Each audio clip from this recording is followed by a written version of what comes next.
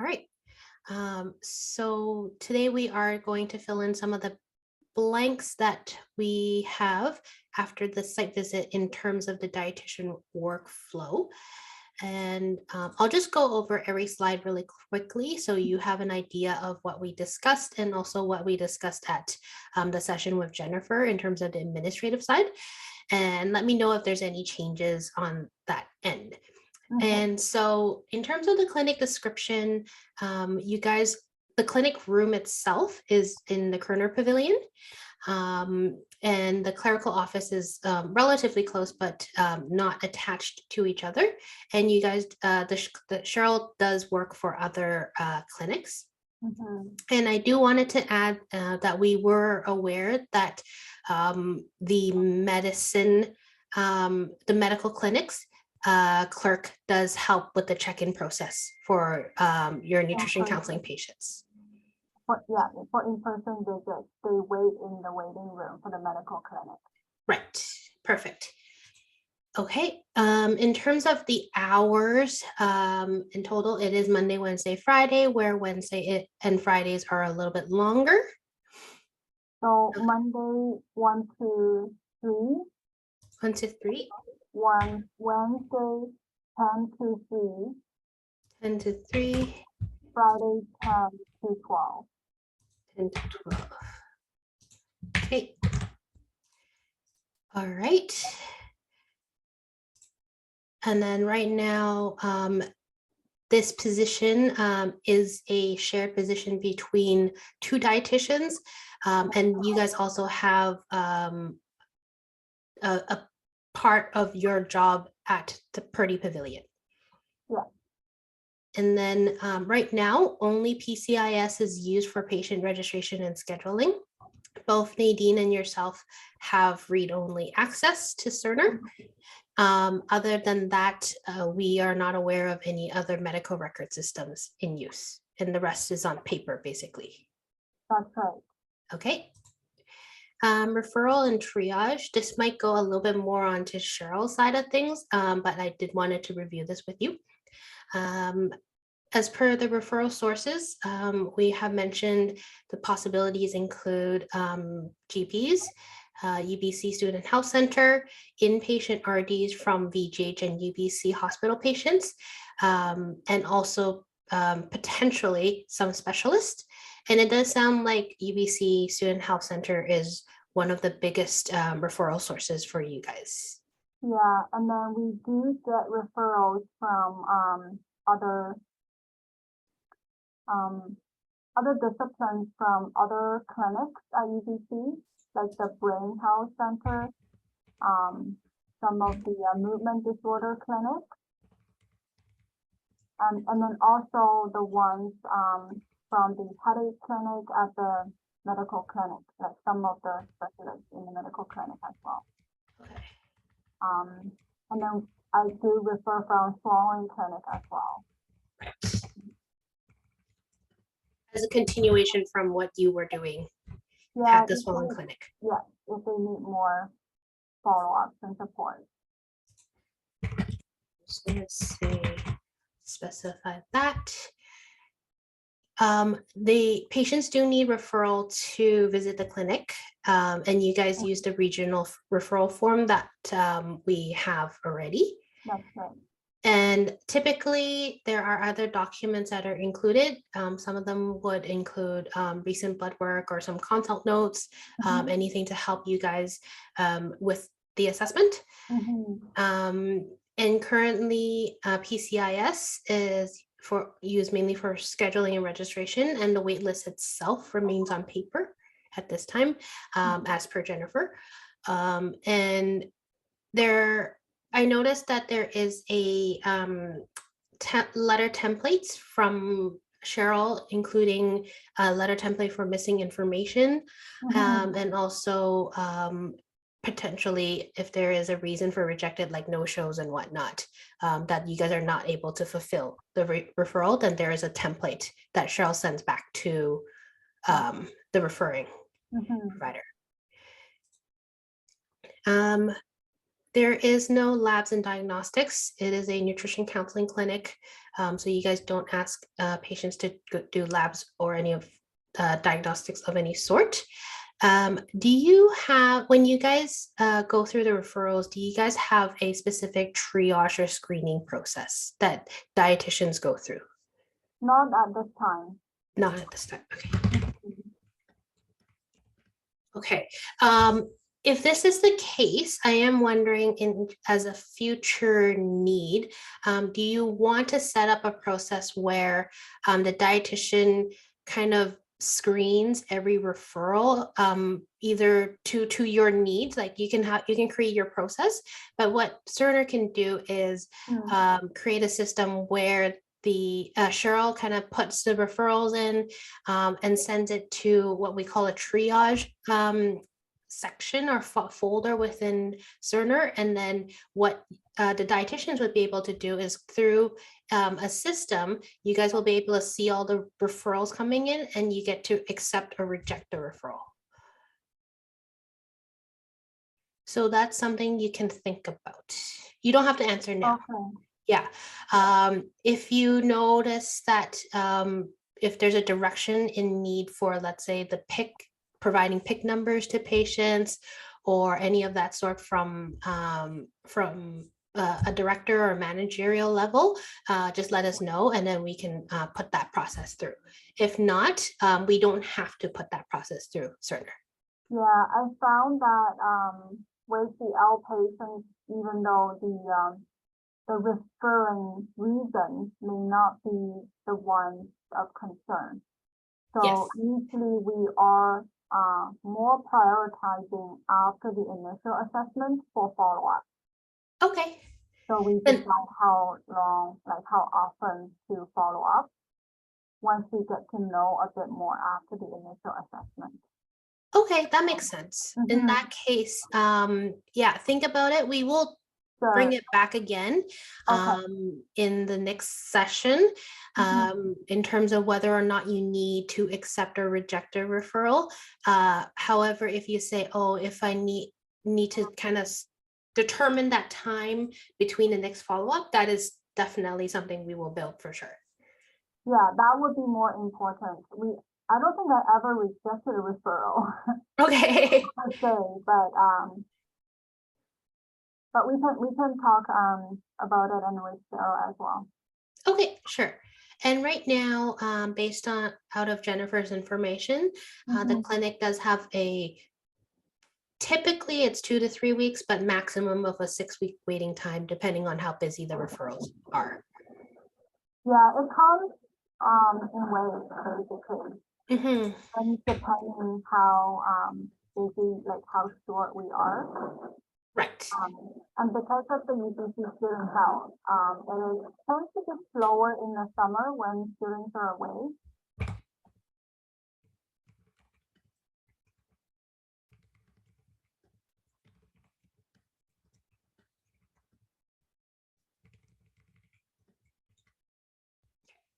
Yeah, that makes sense, actually. Okay, in terms of scheduling, typically appointments are booked 2 to 3 weeks in advance, and Cheryl does everything. And Jennifer then mentioned that Yasmin is the vacation relief for Cheryl. And just reiterating the point about Michelle helping with the check-in process for the patients, and she actually checks ID and all that stuff for the patient, and then we'll be ready for the waiting room. In terms of communication, does Michelle call you guys when the patient arrives, or how do you know when the patient arrives at the medical clinic waiting room? So if it is in person, Michelle's gonna just give us a ring when. Okay. Yeah.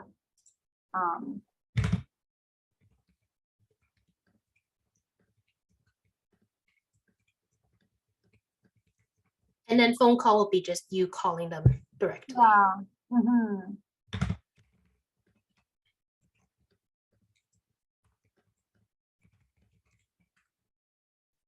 Okay. And sounds like Zoom is still a pretty rare thing for you guys at this time. Not very common. Okay, so mainly phone calls are in person. Right. Okay. Right now, there are each appointment is about 60 minutes. There's 8 appointments per week. You guys do not see walk-in patients. No. And right now, as of any coordination of support staff, Jennifer did mention interpreters only. The other professions such as pastors, social workers, child life specialists, and First Nation advocates are typically not going to be involved. That's right. And then in terms of communicating to information, especially appointments to your patients, new appointments will be called by Cheryl, as well as right now reminders. And Cheryl will also do emails to send out the 3-day food record as well. And in terms of rescheduled or cancel appointments, Cheryl also does them. And it sounds like based out of what Jennifer mentioned, there is a black paper book that Cheryl uses to write down appointments as well as putting them on PCIS as well. Yeah, and in terms of no show, there is really no true process other than recalling them to rebook if needed. And there's right now no charge process after post-COVID. We never had. Oh, we never had, okay. Any, We'll just say post-COVID. Either way, it's fine. Yeah. Nothing new in terms of information here. Jennifer mentioned that scheduling is not a very challenging piece for this particular clinic, mainly because there are only 2 clinicians involved, and there's no other like team or like medical imaging involved in that piece. No. So it'll be a lot more simpler compared to the swallowing clinic. All right. In terms of systems in use right now, again, PCIS and Cerner read only. Do you know if you store any files in the G drive, specifically for clinical nutrition clinic, other than the forms? Cheryl may have some information Okay. for her, but I don't save anything. We just in writing. We fill out the form and then Cheryl fax it over. Okay, perfect. In that case, right now we have received the nutrition counseling record form, and then the referral, and then we also saw a bunch of different referrals when you need to refer out, like for example, the VGH one, the Fraser Health one. So in case we need to redirect, we just receive those as a redirection if it's sent to the wrong, it's sent to your clinic, and it's not appropriate basically. Right. And then the 3-day food record. Oops, sorry. And in terms of storage, Jennifer mentioned that right now you guys are using Iron Mountain, and there's a potential move to health records come in the future, or she's not sure. But in terms of this is more the clerical side of things for sure. Yeah, we do in our counseling room, we do have a cabinet to keep for the past 2 years, the records of them. So I have access, like for follow-ups and such. I have access to the previous chart. Okay. I don't know for how many years that Cheryl keeps them. Okay, gotcha. All right. In terms of the actual day of visit for the patient, so Cheryl completes the scheduling. Michelle does a check-in, no armbands, and the only thing that the patient is provided to complete is the 3-day food record, basically. That's right. And then I'm just, so Michelle's there for the check-in, And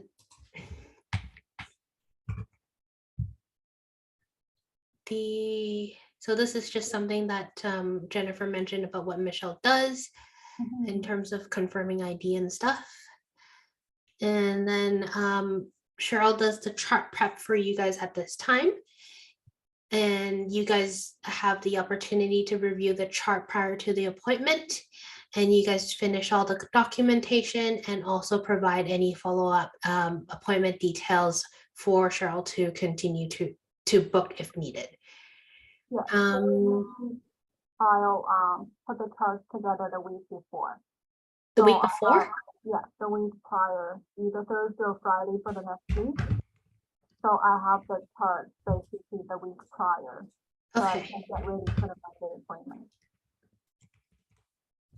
Okay, perfect. And I know that right now there is a maximum of 2 follow-up appointments that will be scheduled after the initial assessment if needed. And right now there are no pictures that become part of the patient's chart.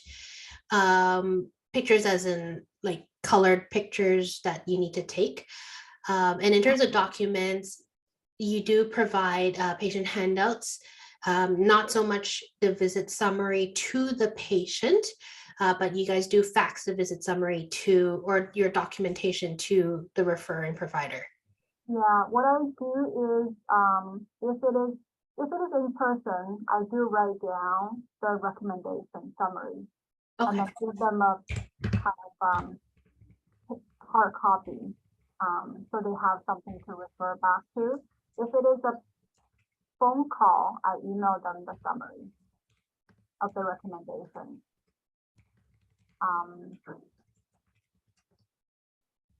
Okay.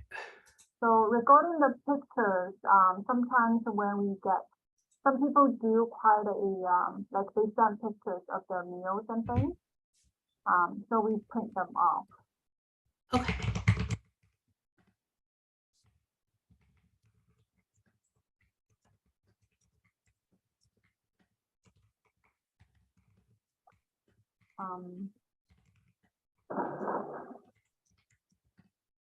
Okay. So to math follow-up, I think that we try to stick to that. But if there's a need, we feel there is no other resources. And then if they do feel need ongoing, then we do make exceptions.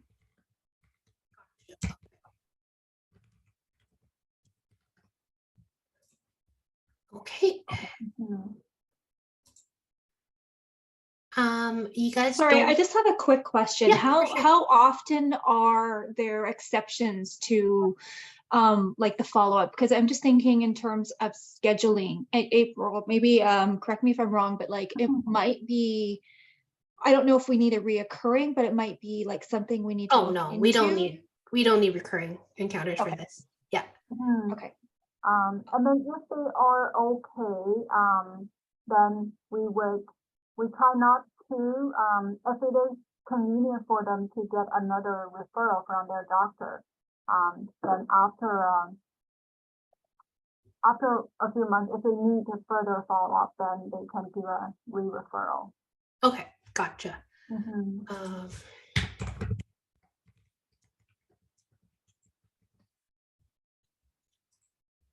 Okay. It sounds like when their patients have questions. Sorry, I just have one more question on the follow-up appointment. So how long in between appointments would you typically, like if you have to see a patient more than once, how long is kind of in between each appointment? Yeah, it really depends. So for someone who would need, like, for example, eating disorders, and then they're not really stable, we offer like maybe 3-4 weeks. Okay. But it could be longer if for someone who's more stable, just kind of follow up to see how they're doing. We could, as long as it could be like 3 months, 3-4 months. Okay. Okay, sounds good. Yeah. Thank you. Any more questions?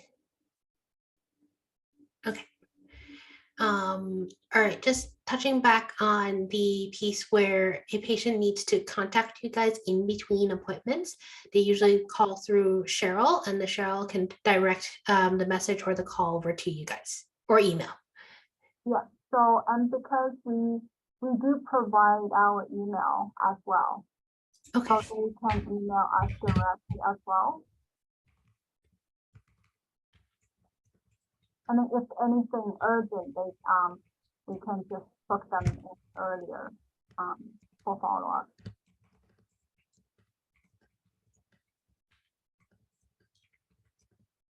Okay. There's no procedures and treatments. It is nutrition counseling, no labs and diagnostics. Again, not as part of the clinic. In terms of order sets, you guys don't really have PPOs specific to your clinic, and there hasn't been historically for other dietitian outpatient clinics. So I'm going to say no to PPOs basically. Jennifer has mentioned they don't run any reports specific to your clinic in terms of billing or any of that sort. And a lot of the times, because there's no physicians in the clinic, then they don't need to worry about like billing and all that stuff. No. Yeah, other than that, I'll just note down that potentially new RD replacing in the next few weeks. So that way we just want to keep that in mind. But usually by the time that we're expecting the clinic to go live, which is October, this shouldn't be a problem, basically. Yeah, hopefully in April. Okay. So that gives the new dietitian like 6 months to kind of get used to it. So I wouldn't worry too much about it. Yeah, in terms of other than that, have you guys participated in any clinical trials within your clinic? Mhm. Okay. And the last thing I needed to confirm with you is the naming of the location. Jennifer did give us the okay. Basically, what we need is a full name, long form of the clinic name, and then we need a short form, which is 15 characters or less. So this is the 2 chosen names. So the long name is UBC Clinical Nutrition Counseling Clinic. And then the short name is UBC Nutrition, which kind of matches up with all the other outpatient dietitian clinics that have been live already. Okay, that's Yeah. fine. Okay. Yeah, so basically same thing that we did with your with the email with the swallowing clinic is basically the same thing. Okay, that's all the questions I have for you. The last question is the scheduling session you got the invite for, and it is optional for you to attend or not to attend, so up to you. The more mandatory ones would be the design session, which we will go through actually going into Cerner and go like, this is how it kind of looks like, how things are going to work for you guys. And then what based out of that, we will determine whether or not we need one more session to say, hey, we need to kind of go through this one more time, or we actually were able to kind of get a really good idea of the workflow and the whole process, and we won't need a third session. So that will be something to think about in the next session. But the thing is, we do need to book this session. Right now, we are looking at potentially March 9th in the afternoon. So that is a Thursday. Yeah, that's fine. Okay. And do you know if Nadine is available that day? She's not on vacation in that week, right? March 9, Thursday. Thursday afternoon is usually okay. Yeah. Should be okay? Okay. So I'm gonna say, let's start at 1 o'clock. And then we'll probably hit maybe until 3 or so. Sure. Okay. But I'll say until 4 p.m. just to give us a little bit of buffering room, but I'm assuming probably 3:30 we should be able to get through everything. Okay. All right. And then for the validation session, if we need it, we can also do, he'll probably have to be a couple weeks after. Yeah, it's usually like 2 to 3 weeks after, because April and the other builders would need some time to just actually build everything in the system. April, would like a few 2 to 3 weeks that would be enough time for you to build everything? Yeah. Okay, perfect. Okay, so right now we are looking at the last week of March. I know Nadine might not be available, but for you, Lee, Thursday, April 30th in the afternoon, would that work? Okay. Sorry, did we Oh, mean sorry, March? March, sorry. March. Oops. Going ahead of myself. And I'll say 1 to 3 for this one. Okay. Once I confirm all those dates, and also let Cheryl know about these dates, and then I will make sure I send the invites to you. And Okay. Nadine. Yeah, that would be great, because I Okay. did block the time, but Yes. I just put CST, so I don't know what the topic's about. Yeah, that's fine. And then we also have logged your time as well, and then it gets submitted through our side as well too. Okay. Okay, other than that, that is it for me. Any questions from you, Lee? No, I think that's good. April, Dolores? No, I don't have any questions at this time. Okay, perfect. I don't think I have anything else. Yeah, if I think of anything, Steph, I'll let you know, like Sounds after good. next week or whatever. Yeah. Okay, sounds good. All right, in that case. Thank you, Lee, for taking the time with us. I know it's Friday afternoon.